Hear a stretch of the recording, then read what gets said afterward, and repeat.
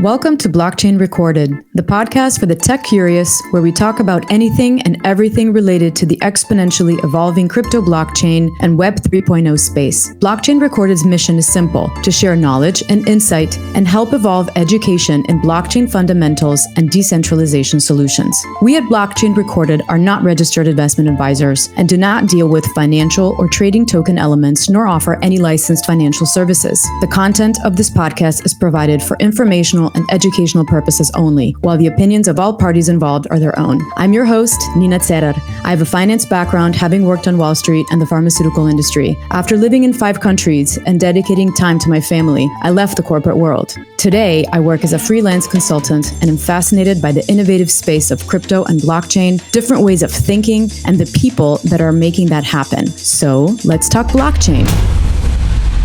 My guest today is Tali Rezun, whom I've hosted before on our show.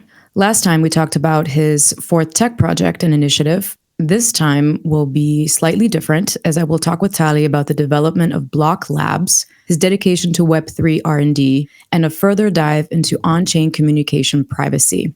After finishing his doctorate, Tali established Block Labs and 4th Tech, and less than a year ago co-founded the show. Tali is also a guest lecturer in the Cotrugli MBA program, a blockchain Adria resident speaker, and a UNCEFACT expert.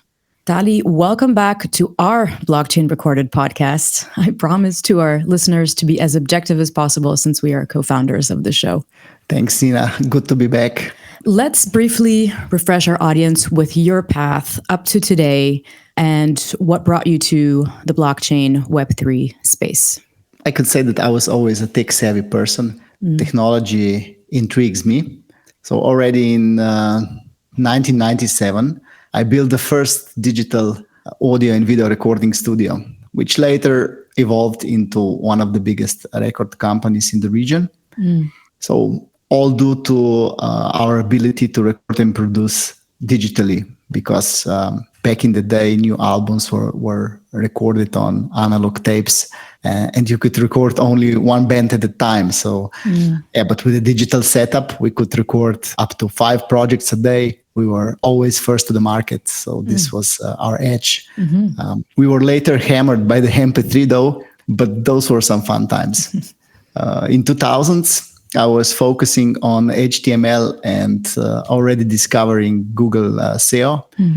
We later evolved into Online Guerrilla, which is a full stack online brand exposure agency operating since 2005 until this day.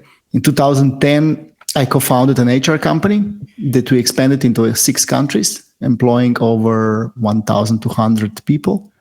And in 2016, I wanted to find a secure, private, and compliant data exchange solution for cross-border communication between our offices. We were dealing with sensitive employee data, and email was just not an option. You would be amazed by the lack of options still available today regarding these issues. So at the time, I was introduced to blockchain technology, and in a couple of months, I was hooked. Wow. So digital recording. And which region was this that you mentioned that you were? We were based in Slovenia, but we recorded artists from Croatia, from Serbia, from Bosnia, basically all the Balkan regions. So the Adriatic. Yeah. Yes. So digital recording, SEO early on, co-founding an HR company. That's a pretty eclectic palette of experiences emanating. Certainly an entrepreneurship streak. So 2016 was the point where your path to Web3 and blockchain started, correct? Yes. I was hooked by the ideology behind this open, democratic, permissionless technology. The idea that you can just start building and deploying without permission, just wow, I'm a doer by nature, so when I have an idea, I go and I execute. I always hated permissioned systems where there are boundaries, issues with permissions, because it blocks creativity and innovation at the end. So the Web3 tech is amazing, but finding the right implementation that fits is a challenge. I found mine in on-chain communication. So after 4 years of development behind our wallet-to-wallet communication technology, a new privacy and security horizon opened with new possibilities that were just not available before. we already did an amazing job securing privacy in dMail and dChat communication compared to current centralized systems. But now we also know what the next challenges are. So this knowledge that we acquired during the last 4 years, I think, is really precious. Mm-hmm. Given you have years of tech development behind you, who exactly is we when you refer to we? How did you go about setting up your development team? Yes, we in this case is me and my dream team. And your dev team? Is this mostly your dev team, dream team? So I was lucky in this regard. Basically, I met Denis in November 2017, I think, and Andrei joined us in the early 2018. We launched our first wallet-to-wallet data file exchange protocol in April 2018 on Ethereum mainnet. There were quite some experimental Web3 developments done from 2018 to 2020. We developed on-chain data notarization and C-chain UNEC pilot that connects the X509 identity standard with an on-chain wallet. So Peter joined, the third member in the dev team. Basically, Peter joined in early 2020s and made a great addition to the team. So with our Ethereum dMail, we managed to accumulate quite a user base until Ethereum transaction prices went up to unsustainable levels. There were no layer 2s at the time, so we were searching for an alternative and start to develop the same solutions on Rust-based Adria substrate. We were always tackling with the messaging, on-chain messaging possibility until Solana. There were just no alternatives. So for the on-chain messaging that we had in mind that would be fully on-chain, the blockchains at the time were just too slow. So we were basically already Rust-versed from our Adria build. So then Solana came and it was really a no-brainer. And with the completed team, the development started also on the dChat front, let's say. So that is how we started, and that is how we gathered and formed as a team. Just to clarify, you mentioned dMail, dChat, because since we previously also spoke in an episode, are these new names? Because you mentioned before 4DX, 4IM. Yes. You rebrand or I would say rename.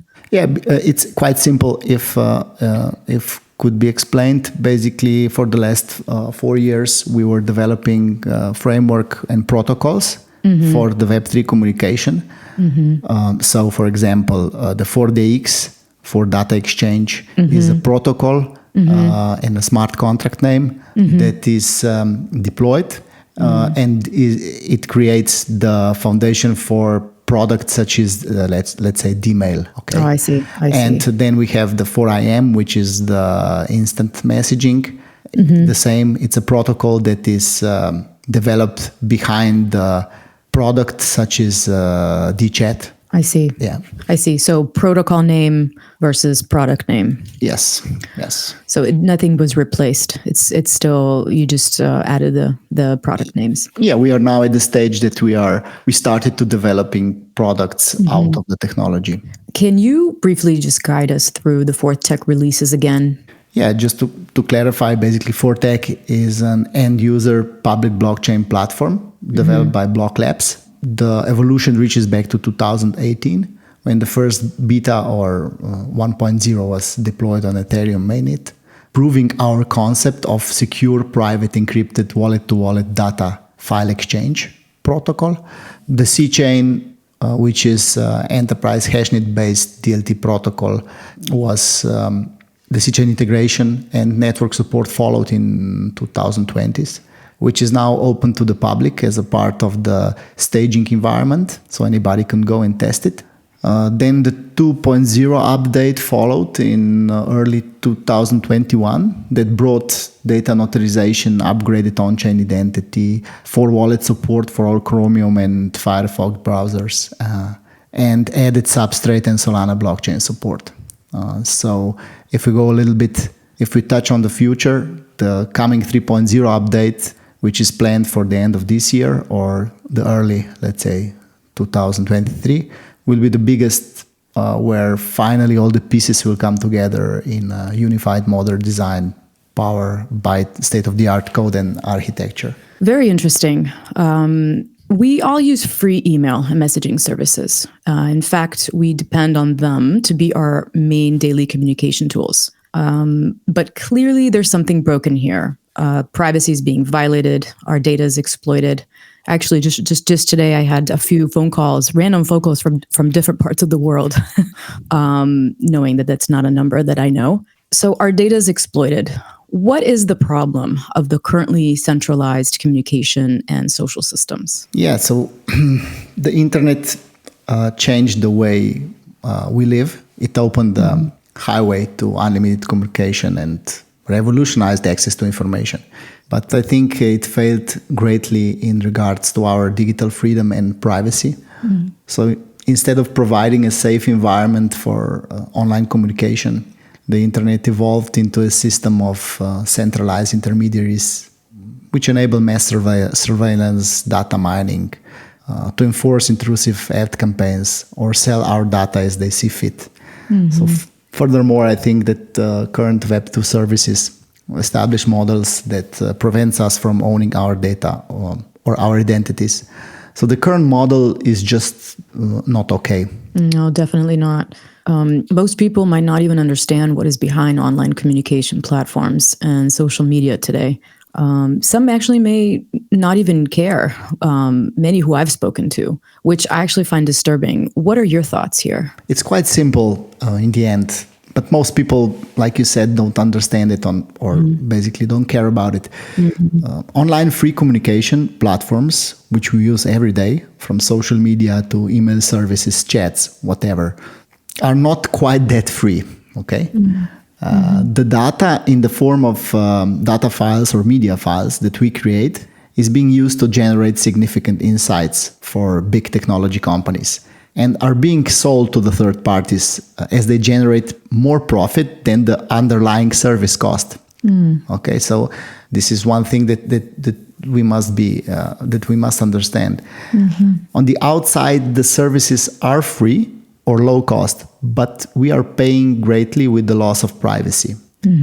So companies make revenues by advertising product to us, many products. We are just tourists visiting their closed ecosystems, creating valuable content for free, and spending valuable time and money in the end. So we are tourists that can be banned or locked out of the services at any time for just or unjust reasons, without any chance of an appeal.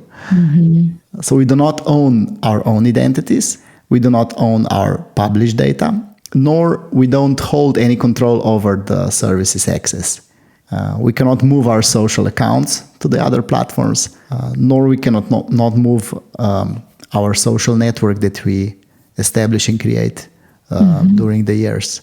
So that's just the case in the current Web2 world. How does a project like yours differ from the centralized platforms that you mentioned? Yeah, there are a lot of major differences.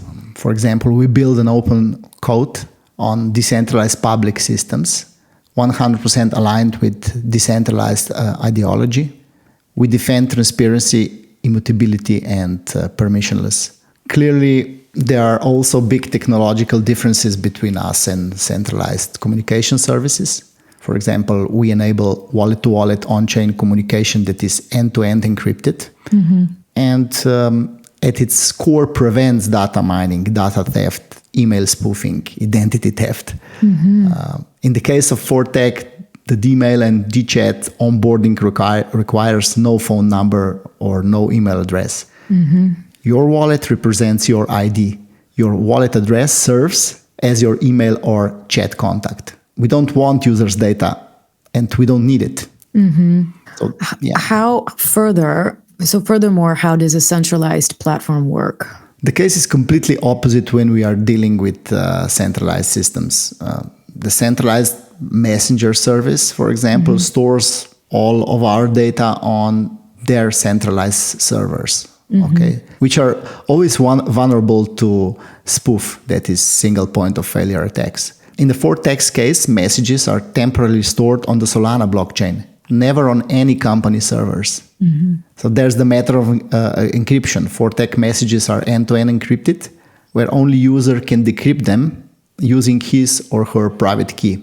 In the case of centralized messaging services, in most cases, master private keys are usually held by the service if we are talking about encryption solutions. Yeah. So how do we enable full online privacy, data, and identity ownership?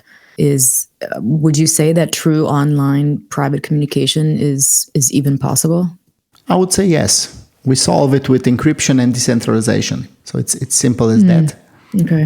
So for 4 years now, we have been developing building blocks and tools for future Web3 communication. We are working on several different solutions: decentralized digital identity, wallet-to-wallet, end-to-end encrypted data exchange and messaging, data notarization, and decentralization of data storage. We already enabled decentralized ID, decentralized mail, decentralized chat, and decentralized notary, currently running on Ethereum and Solana under the Fortec brand, available and accessible to all. Okay, before I ask you details about your tools, how will Web3 be different compared to Web2 communication? And also maybe with respect to identity ownership? I think the main differences between Web2 centralized and Web3 decentralized platforms are in the model. Okay, the Web3 solutions are usually based on a paper transaction model. It is very clear to us that whatever we do in the Web3 world, we pay a transaction for it. So where the centralized Web2 platforms are mostly free, but they come with a price of privacy and identity and, of course, ownership loss. So these are the two main differences, I think. In the Web2 ecosystem, we don't own our identity. We do not own our published data, like we said before, nor do we hold any control over the access. There are also big technological differences, like I said before, end-to-end encryption. The core differences of enabling or disabling things like data mining, data theft, and so on. So, yeah. So anyone can already, you mentioned in terms of dMails, can anyone start sending them? Meaning, what does a user need to know and do, even for someone who's new to the crypto wallet concept? Anyone could start to send or exchange dMails right now using our Fortec services, which are meant for the end users. Only the wallet is needed. In our case, we had to develop a unique non-custodial multi-chain wallet that supports wallet-to-wallet data exchange. So users set up their wallets in any Chromium or Mozilla browser, log in to the user interface, and they're good to go. Naturally, some gas is needed to power the blockchain transactions. This depends on the chosen chain because there are multi-chain available. So there's also a white label available for DAOs or other Web3 projects.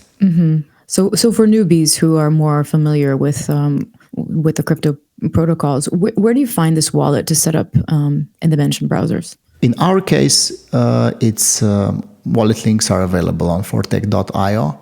Okay, your webpage. Yeah, of course, it's the same. Plus, we wrote all these manuals and recorded videos. So yeah, we'll get to that. I'll ask you about that. Question in terms of using my email username is usually my address. How does this work in the case of decentralized mail? Basically, your dMail address is your wallet account. You send your wallet account address to your friends, who can then send you a dMail or a message. And it works similarly with messages? Yes, it works similar to messages. We are also working on some options regarding the DNS record. So basically, you could redesign your complicated wallet address with some unique nickname or something like that. Okay. So it will be easier, and you can use your name or anything. So it's not a bunch of numbers and letters. Yeah, the long snake of of figures. As I understand, the goal here is to enable complete protection and privacy in online communication. So whether from service providers or competitors or hackers in general. To what extent does your approach solve online privacy in communication, including maybe data mining and data theft issues? Yeah, I think that we are 90% there. So let me explain. To achieve data exchange between wallets, there are several factors to consider. First, what to put on chain and what to put off chain. Okay. And second, which chain do we use that will offer the best possible decentralization, providing security? And thirdly, how do we handle temporary storage of data or media files in the form of attachments that are exchanged between users, like in the normal email or chat? So in the case of dMail, in the case of dChat, we already explained that all the messages go on chain. Okay. But these are the messages. These are not attachments, because we are very spoiled now. We are used to sending any type of media files, data files through any chat. But this is more complicated to achieve in the Web3 world. We are working on that solution, but let's just first explain the dMail case, okay? So in the case of the dMail and sending attachments, data files, media files from wallet to wallet, we developed two approaches. The GDPR compliant approach with a temporary centralized storage of web, and second option, Web3 approach with decentralized storage. Okay, so to solve the matter of the GDPR and be compliant within the EU, the dMail protocol does not store any personal data on blockchain. This just cannot be the case. The data is encrypted and temporarily stored off-chain, while the protocol records links only to encrypted files and hashes of the encrypted content on the blockchain. So basically, blockchain is used to exchange access to encrypted off-chain content in the form of data and media file attachments. So I hope it's not too complicated to understand. Even though we temporarily store exchange data, we cannot read it, manipulate it. It is end-to-end encrypted, accessible only to the users with his or her private key. It's not a perfect solution, but at least a first step. Okay. So we are also working on a Web3 dMail attachment data storage approach, where the exchange data and media files would be stored on a decentralized storage, temporary or permanently. Again, accessible only to the user with his private key. So I think this will be a long-term solution regarding data file or media exchange and communication, these sorts of communication. So yeah. So that was for dMail. You mentioned briefly before dChat. And what about dChat? Well, actually, let me ask you first. Are you familiar with how Protonmail deals with security and privacy? Because people are increasingly searching for, better email options than Gmail, for example. And Protonmail appears to be one of them. Are you familiar with their tech? Yes. Or does it come down to blockchain as the main differentiator again? It's basically Web 2 and Web 3. But yes, Protonmail is a good concept. Basically, it was an alternative to ad-based email systems based on privacy and secure communication. In a lot of ways, it can be compared to our dMail solution. We both use end-to-end encryptions, and we both are open source. As they have been on the market for many, many years now, they offer better onboarding and can act more native to non-crypto users, of course. So Fortec dMail, on the other hand, can come naturally to crypto users, and communications is processed between wallets, and onboarding can be quite challenging for a non-crypto user. So despite Protonmail's privacy and security features, the main difference still resides in decentralization.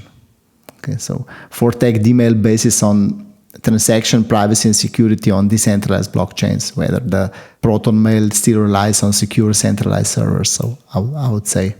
Interesting. Yeah. Okay, so now we can talk about dChat. So we touched on that a little bit earlier, but let's just go over it one more time. Basically, our dChat is 100% privacy and security focused.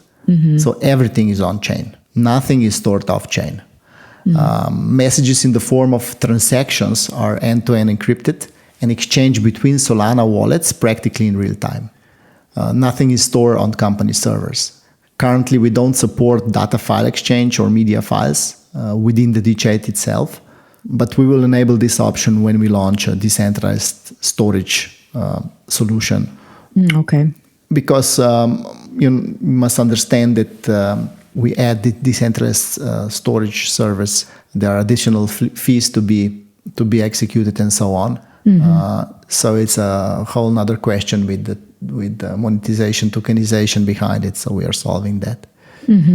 But the users can currently send dChats using Solana. Solana is for now only dChat is only for now only Solana based, for the reasons that I have mentioned before. It's fast enough, and the transactions are really not expensive, because one message, one transaction, and you can imagine that the cost must not be high. Yeah. So expensive but secure Ethereum versus low cost but less secure Solana. So first question, how is Solana less secure? And second, of course, we all hear about the cost. But do people even realize the secure versus less secure factor? I mean, if Ethereum gas prices are super high, which they've been, most people will just choose the cheapest alternative versus the less secure one. What are your thoughts there? Yeah, of course, it all depends on the use case, on the solution running on chain. So of course, Ethereum is the most decentralized public network, and of course, this has a price. It offers the biggest security, but transactions are higher. The cost of the transaction is higher, and the speed of the transaction execution is lower. So on the other hand, we have Solana, for example, where the decentralization is lower. But on the other hand, the transactions are really, really cheap.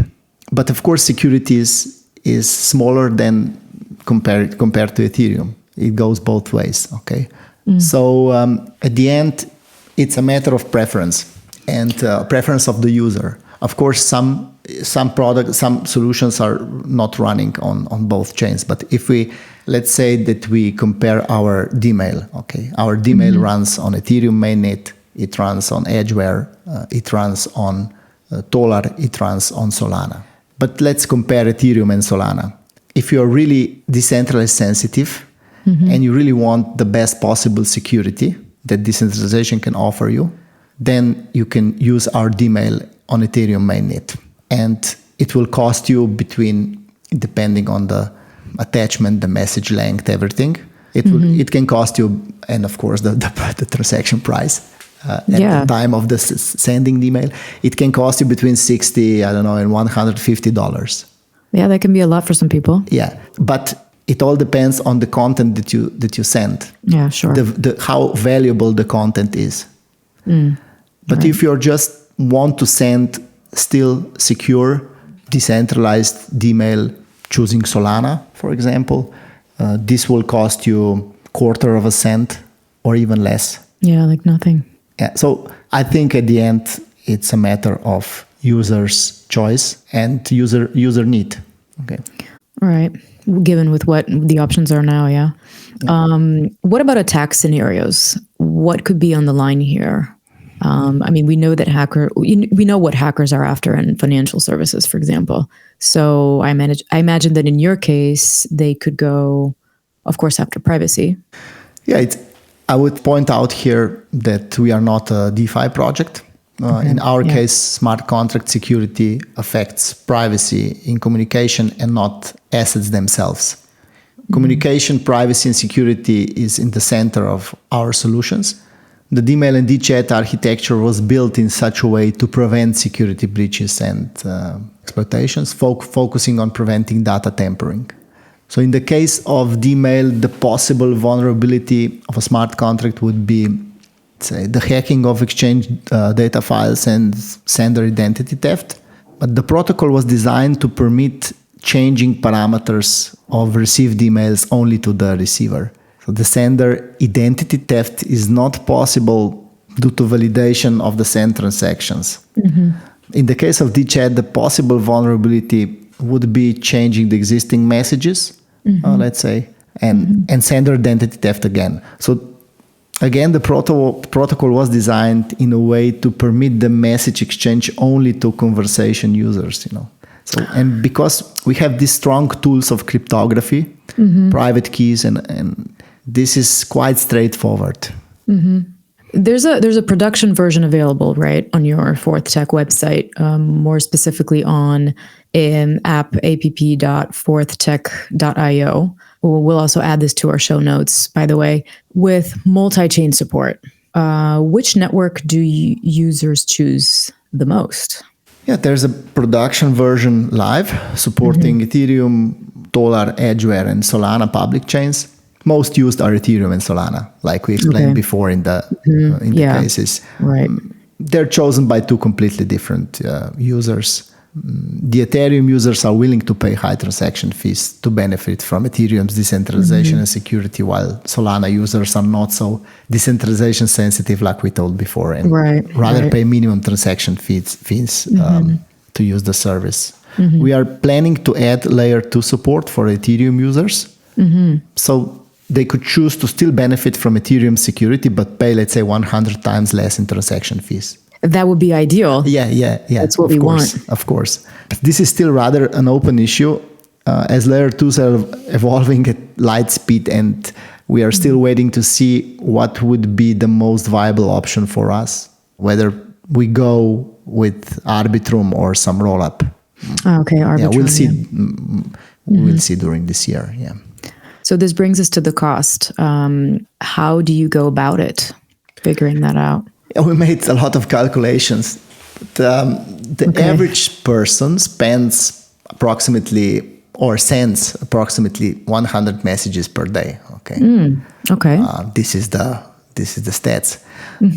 So depending on the message length, the daily cost, if the user would use decentralized chat, we calculated that the daily cost would be between 3 and 5 cents of a dollar. Okay, for a person, which is not free, but it has its advantages.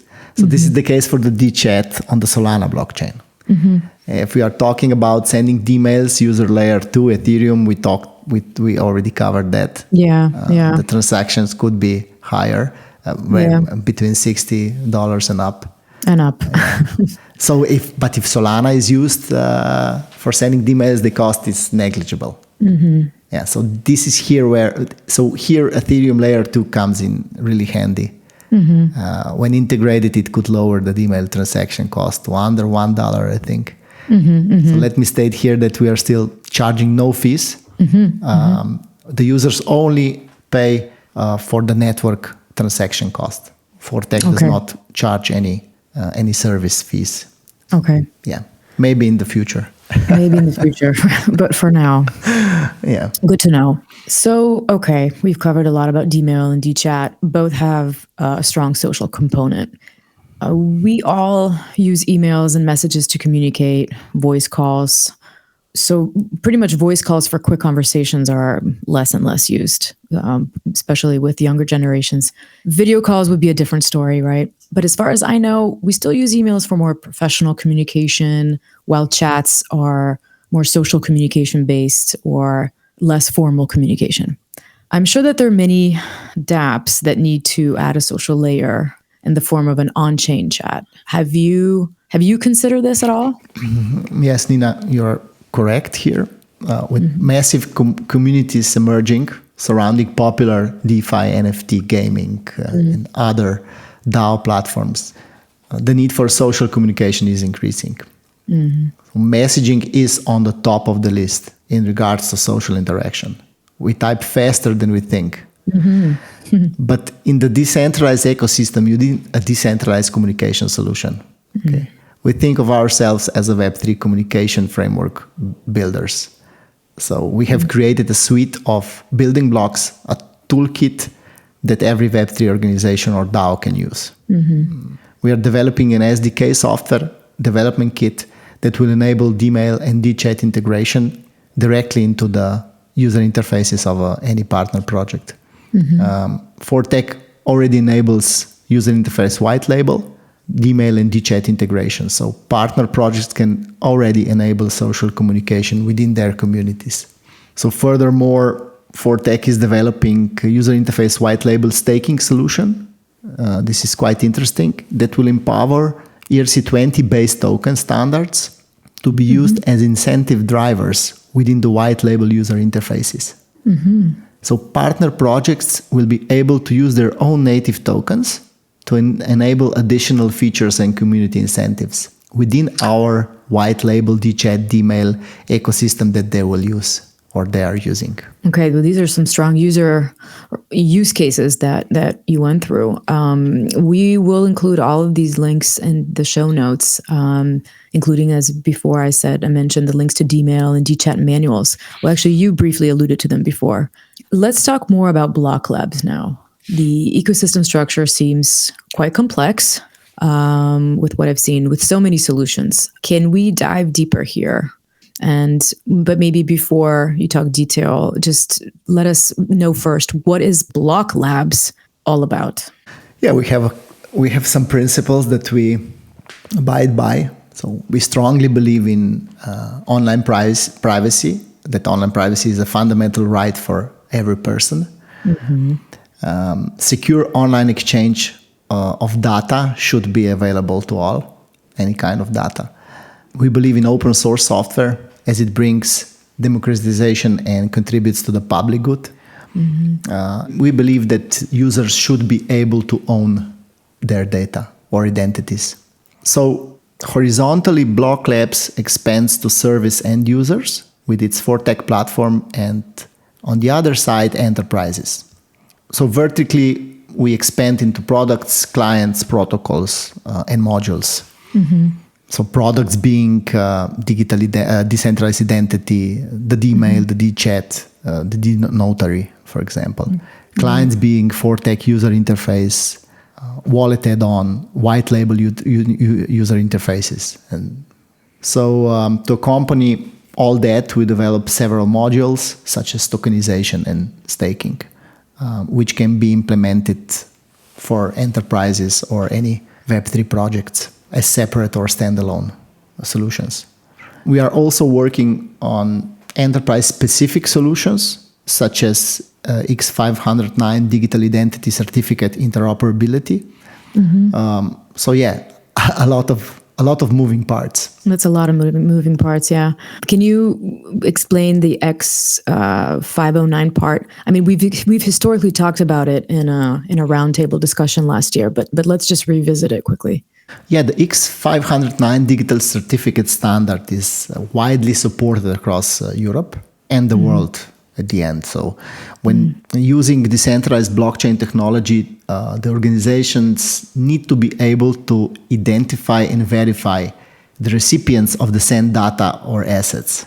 So Block Labs enables the connection of the off-chain X509 digital identity certificate with the on-chain decentralized identity, basically the wallet address, okay? So the connection process is executed off-chain and managed by the organization admin, so it can comply with existing online regulations. So this is a solution made for enterprises and organizations that need to comply with all the regulation and regulatory standards. Sure. What about data notarization? Is it comparable to data verification? Yes, basically it's the same. Our protocol uses blockchain transaction file checksum to check for potential data changes during the wallet-to-wallet dMail data exchange. So this is used in the dMail data exchange. If one byte of the exchange data changes, the checksum changes and invalidates the transmission. So the protocol acts as a decentralized notary, bypassing notary intermediaries and enabling automatic data source verification and timestamp. So again, this is a quite unique solution used for enterprise users or end users in any case. It's a part of our UI, a part of the dMail. Yeah, very, very handy. What are the main notarization components? Can your dNotary protocol that you mentioned replace traditional physical notaries? For example, I just had to notarize something for an embassy visit, a statement from my husband. It was such a pain with time and cost and, finding a physical notary, getting there, et cetera, et cetera. Could this denotary protocol be part of our future here, despite actually already having e-notaries in some countries? As far as I understand, there are some already that exist. Yes, but again, similar to other cases, we are talking about Web3 notary solutions that are data verification based and decentralized based. So they are more secure than, for example, a notary based on the Web2 infrastructure. So I think, to answer your question, I think yes. So if you are talking about the core notarization part, then yes, we can automate it. We can bring it online. So first, there's the identity part. When you visit the physical notary, you must ID yourself. We accomplish that with an established on-chain identity. Furthermore, the established on-chain identity can be linked to the off-chain X509 digital identity. So this is checked. So the second part is the timestamp, which is recorded with the execution of the blockchain transaction. And the last notarization part is the transfer verification. So the originality of the exchange data, which is achieved with the file checksum sourced from the transaction hash itself. So all these three requirements are met. We can confirm the data notarization is valid and compliant. We are talking about simple, notary processes, not when you go and you buy real estate and the notary sits with you 1 hour and reads and checks all the facts. Contract. Yeah. But this is good use case for, and can be compared to the thing that you mentioned before, when you needed to verify the signature and so on. Yeah. Well, that sounds like a practical solution to me. But as I've alluded before, I'm not an expert in the current notary trajectory and where it's going. But like I mentioned, there are e-notary remote systems out there. So meaning these are digital notaries with electronic signing and so forth. I know the U.S. has started with remote e-notaries around 2012, I believe, in certain states. So how is your version of denotary different from the e-notary, not to confuse the listeners, but from the electronic notary remote systems out there today? Is this again a centralized, would you say this is again a centralized versus decentralized notion? I think we are quite similar in the first part, where the identity comes into play. Okay, I think all e-notary solutions establish your identity with the X509 digital identity standard, or let's say 80% of them. Okay. So this part is the same. Okay. But then you must somehow solve the verification of the document itself between two parties. Okay. So if I should send one very sensitive file to you, how would you know that I didn't change it, or that that it didn't change during the transfer? So this part we solve with the decentralization. Okay. So our notary solution enables users to verify that the files were not changed during the transaction. Okay. And the blockchain part, basically blockchain transaction, provides the timestamp, which is also important. It's immutable because the blockchain transaction is immutable. Right. So this fits right well. But I don't know how the e-notaries solve the data exchange part regarding the verification of the source. I don't know that. Okay. Okay. Well, let's shift. Enterprise Web3 adoption. Are we there yet, you think? We can say that blockchain has been acknowledged and recognized also in the mainstream enterprise sector. So the tech has such unique features that just cannot be overlooked. I have read the PwC report from last year, which states that blockchain has the potential to boost global domestic product by $1.76 trillion over the next decade and hit the mainstream by 2030. So the same report also points out that some 60% of CEOs are placing digital transformation among their top 3 priorities, and that organizations have recognized the value of blockchain. But yeah, I think we are not quite there yet. Digital transformation, that's certainly a key word that we hear these days, even on mainstream media. And of course, software engineers are in demand. It definitely pays off to be one these days. How are you sought out in terms of your solutions, your tools? Do companies actually approach you directly?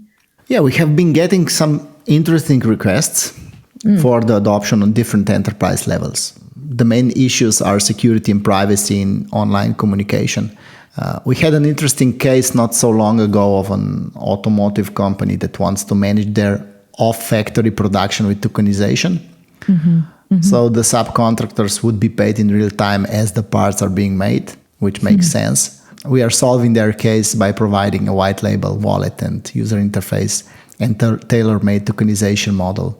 But here it's all about the use case. Every enterprise should find its own use case where it makes sense, to implement blockchain. You cannot implement it without any really good reason behind it. So if I understand, Block Labs offers standalone solutions, such as what you've talked about. So dMail, dChat, dNotary, etc. Do you do tailor-made protocols? Yeah, we enable end users to use our base products, the wallet, the ID, the dMail, the dChat, the dNotary, using public immutable blockchains, while at the same time we offer enterprises the Web3 communication toolkit, which can be adopted out of the box or tailored for specific use cases on public or private chains with no subscription or membership fees. It all depends on the company. And in the end, both user groups benefit from online communication privacy and protect themselves from data mining and identity or data theft. Yeah, sure. What is the goal here? Yeah, of course. Tali, you're obviously a strong open source supporter. Talk to us more about this. I know you're very passionate about this. Yeah, we believe in open source software. Therefore, all Block Labs major protocols are public. Open source software brings democracy and the public good. Our solutions are developed from modules in which the source code is published under a copyright holder license. The dMail, dChat, and dNotary protocols are all released under UPL open source license, while due to specific legal requirements and enterprise specifications, some parts of a wallet user interface are released under a proprietary license. But yeah, we try to release 90% of everything that we do open source. So I imagine that, onboarding is always the hardest thing to do, right? And so in terms of embracing Web3, I think people have a hard time embracing the concepts of Web3 and also just all the unknowns that it will bring that are not obvious now. There are wallets and there's private keys and then there's tokens. Could be very confusing to people who are not familiar with any of this. What are you doing to bridge this gap? Yeah, we are approaching this from different sides. First, we have enabled staging. Staging is an environment that clones the production environment and enables individuals or organizations to test drive the solutions before onboarding. So it serves as a free pilot platform and is open to the public. Users can use dMail or dChat with testnet tokens, so to somehow replicate the experience and learn the ropes, as we could say. We are currently working on a white label dMail and dChat adoption campaign. Partner announcements have been already made with Universe Finance and Spartan Protocol, and I can reveal that we are talking with some 10 other interested parties. Yeah, so basically two-step approach on our side. Yeah.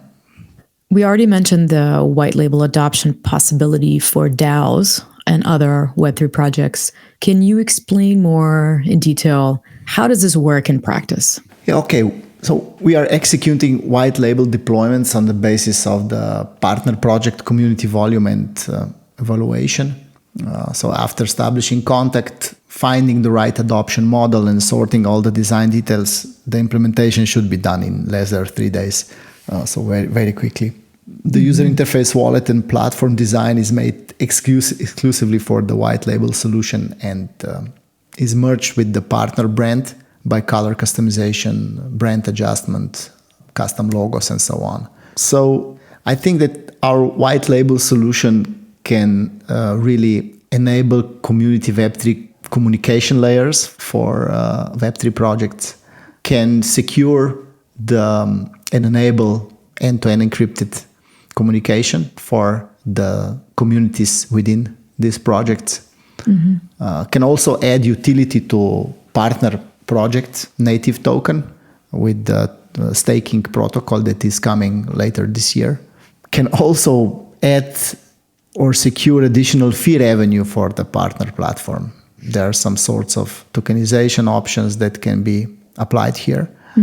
I should also say that due to our fast deployment, you have the advantage of the fast time to market. All of our white label solutions are multi-chain with Ethereum and Solana out of the box, with the option to support all Ethereum Polkadot based networks. So these are, let's say, the main things. Maybe just to clarify further, there are 3 major components, like a user interface wallet, which is Chromium and Mozilla-based add-on with custom logo and color integration, user interface platform, web-based customized client, and with products that can be chosen from either dMail, dChat, with the dNotary, or just dMail or just dChat. So partners can choose. So to enable multi-chain adoption and bridge the gap between cross-chain deployed protocols, a unique wallet solution had to be developed. Because we get a lot of questions. Can I use a MetaMask? Can I use Phantom Wallet? We will also enable that solution later this year, but at this stage, it's still more stable, more secure, basically more compatible with our technologies, our own wallet. Okay, so with a single purpose, the non-custodial wallet framework that we developed, it's called 4Wall, serves as a multi-blockchain gateway and unique tool for white label user interface platform access. It enables partner projects to adopt our multi-chain communication solutions and bridge a gap between Ethereum, Polkadot, and Solana-based network, while still having the option to include their native Ethereum-based tokens as an incentive. Okay, because it's really hard to gap this cross-chain world. Okay, on one hand, we use, let's say that the partner project chooses to use Solana blockchain. Okay, for their community, we enable the dChat with the Solana on the Solana network within the user interface white label, but they use an Ethereum-based ERC20 token, and they won't decentrify the users. So the only way to solve this is by using our unique wallet, okay? Because it's multi-chain. On one hand, it supports Solana Sol tokens to power the Solana transactions within the dChat that they're onboarding. And on the other hand, it must also support their own native token to be used for incentives within the white label platform. Okay. Or there are a couple of options, or to unlock some additional features, or it's a matter of a request, basically, from the partner. So yeah, the wallet is a specific, unique solution that supports all Chromium and Mozilla-based browsers, and onboarding requires no email or phone number. So the second white label component, the user interface platform, serves as an onboarding hub accessed by the user via the wallet. It connects and holds all the deployed products, protocols, and services under one ecosystem, giving the user all-in-one access.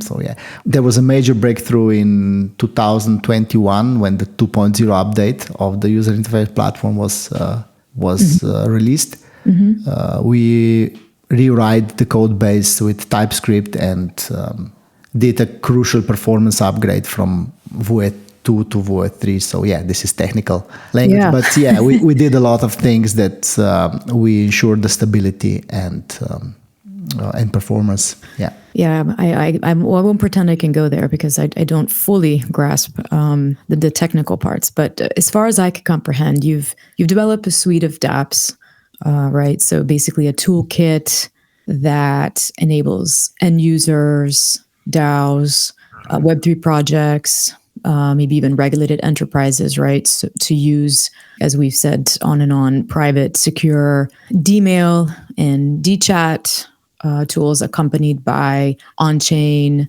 notarization and digital identity that can all be connected to off-chain identity, right? So by using encryption and decentralization on public or private blockchains. This is a mouthful, trying to collect my thoughts. Did I phrase this right, or did I maybe forget something? No, you phrase it perfectly.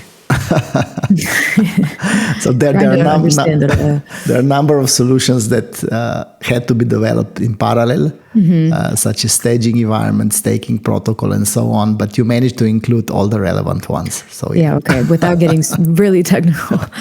So I can't go actually also without touching on the sheer size of your documentation. The wiki is just never ending. You have papers, articles, all systematic, consistent. Tell us more about that. We take pride in our docs. I think that the tech that is being innovated here needs a good, strong written framework. We've approached this by creating two types of content. We use Medium to publish articles focused more on less tech-savvy readers. We try to include tech clarifications, manuals, notes. On the other hand, we are years in development of our wiki pages, which are more focused on developers. We also tackled with a couple of research papers, all based on Web3 communication. Yeah. Do you know how many pages, or have you counted the pages that you've made? I think we lost count at 500 on wiki site, I think. Wow. Yeah. So, Tali, where to next? Your roadmap is always full. And where do you find the strength to continue all these years? Yeah, we have been here for a long time. We sometimes get some strange questions from the community. Why do you keep developing? Really? I think to myself, when we stop developing and innovating, we are giving up because this space is undiscovered. We barely scratch the surface. The fundamental values of decentralizations are just too important for the world not to be explored.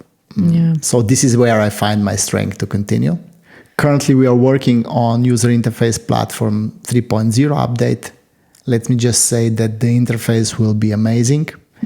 We have these design partners that are called the Dove team. They did the Fortec IO design.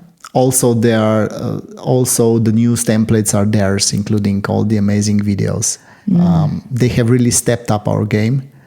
I think that the platform 3.0 design will be the next level in Web3 design and functionality.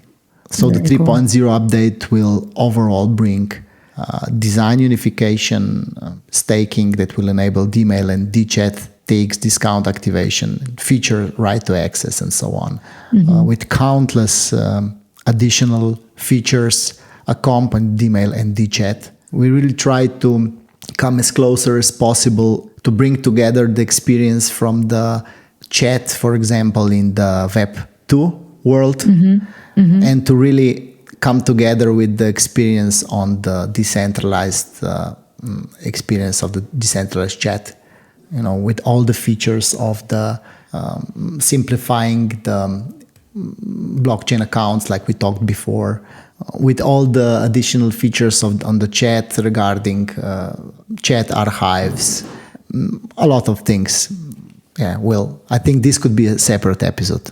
Yeah, for sure. Yeah. Also, a big part of the 3.0 update will be the platform front end and back end separation. So this is done to achieve the first steps toward platform decentralization and enable front end integration for other partner projects.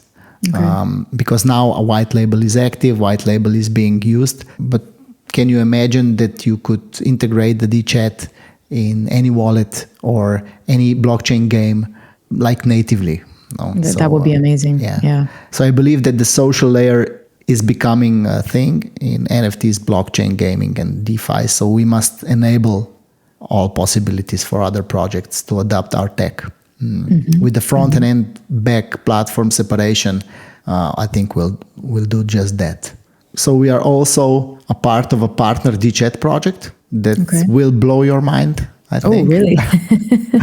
It's using our tech, but adding a bunch of killer features not seen by now in the Web3 world. So that's all I can reveal for now. Oh, that's all you can say for now. Yeah. You can't tell us yet. Yeah. Well, we'll definitely have to do a part 3 then, have you back. Tali, how can people reach you to see what you're up to? Because there's so many things that you're talking about, and also find your work and to talk to you. They can always DM me on Twitter. Okay.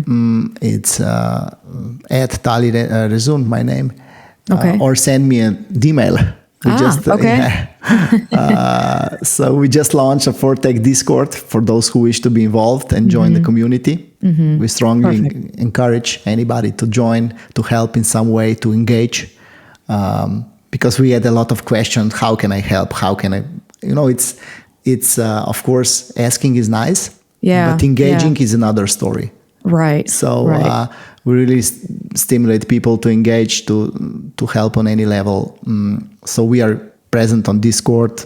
I think 5 admins are more or less there. Anybody welcome. Well, perfect. And just to let everyone know, we will include Tali's Solana, dMail, and dChat wallet address in the show notes, including the link to dMail and dChat user manuals. So if you wish to chat with Tali, you can learn how to use this new technology. Tali, I mean, what can I say? This has been amazing. What an upgrade from last time. My learning curve with you is always steep. And I'm not just saying that as your podcast co-founder. I honestly mean it. I mean, I learn a ton every time I speak with you. So, and I'm sure our listeners as well. Thanks, Nina. Really my pleasure, as always. And thanks for having me on. Absolutely. And would love to have you back. Great. Thanks. Bye-bye. Bye. Thanks again to our guest, as well as thank you everyone for listening. Thank you also to the Barian Music team for providing their music. You can check out their latest album on barianmusic.com. You can find all supporting information on our website, blockchainrecorded.com, and listen to us on Google, Apple, and Amazon podcasts, as well as Spotify, Radio Public, and Stitcher. Stay healthy, help out those less fortunate in any way you can, and tune in next time.